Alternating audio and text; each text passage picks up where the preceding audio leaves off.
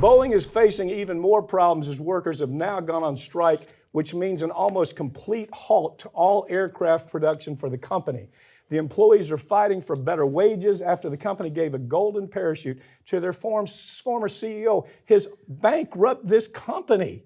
This guy has taken the company into absolutely disaster. What do they owe? $300 billion? What the debt is unbelievable. What is it? It's something in excess of $300 billion. Yeah, several hundred. I know that for sure. 33 billion. I'm sorry. So you've got Dave Calhoun, who is the outgoing CEO. He's the one who oversaw all their disasters, all their little plea deals with the DOJ where he didn't have to go to jail for his grotesque failures. He gets a golden parachute that could be worth up to $45 million. Yeah.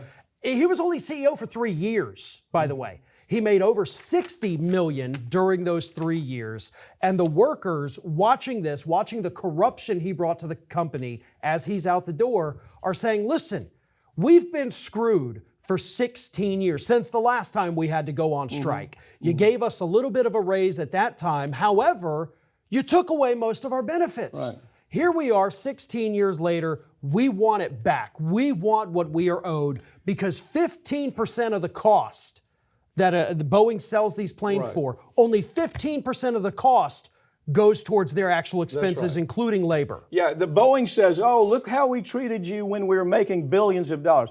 Look how they treated them. They actually took benefits away from the workers while they're giving this cat who bankrupted the company, they're giving him $15 million worth of stock, $45 million worth of total compensation. The numbers are crazy. The stock is in the tank. People won't even buy their product because this idiot allowed the whole supply chain to fall apart. There was no quality assurance. And now, you know what the argument is now? I don't know if you've caught this. They're trying to blame it on the workers. Yeah. They're trying to say, well, we need immigration right now to replace these workers. And you know what the workers were saying? The workers were saying, we don't even have adequate kind of machinery to do what you're asking us to do. We don't have enough people for quality control. So now Boeing, who is $33 billion in the hole, is saying, no, it's the workers. It's the workers' fault. That's why we're not giving them any breaks. At the same time, they're giving $45.7 million to a guy who is an absolute failure. Golden parachute, the rest of his life, he never has to work. What is he, 67 years old? Yeah, he's got plenty of time to do whatever the hell he wants. He'll probably end up at another company, by the way. That's how it works. Okay, you know what this is called?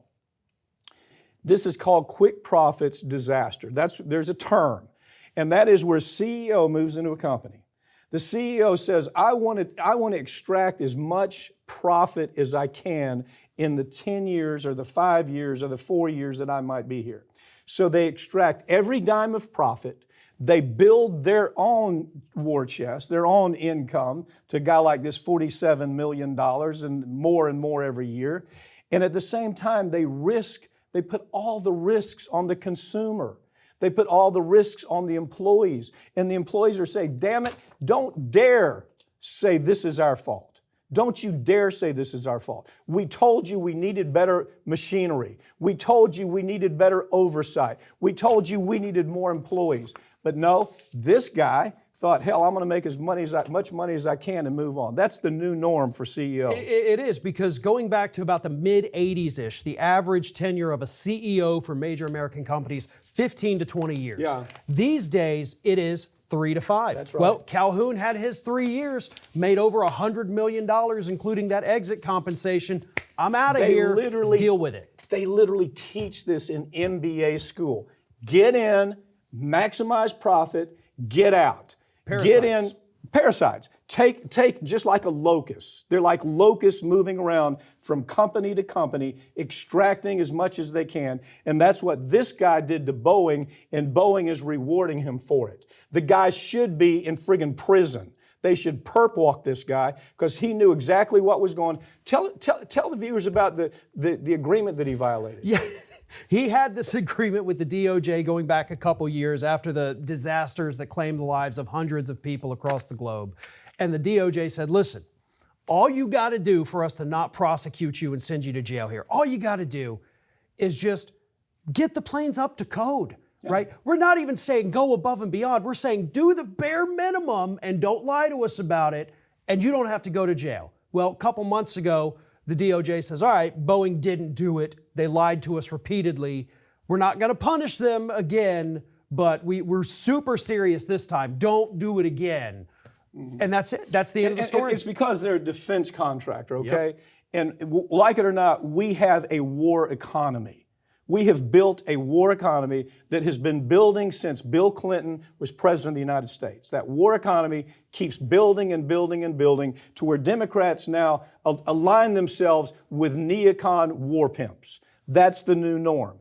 And that's why we look at Boeing and say, well, my God, we got to keep them alive. Really?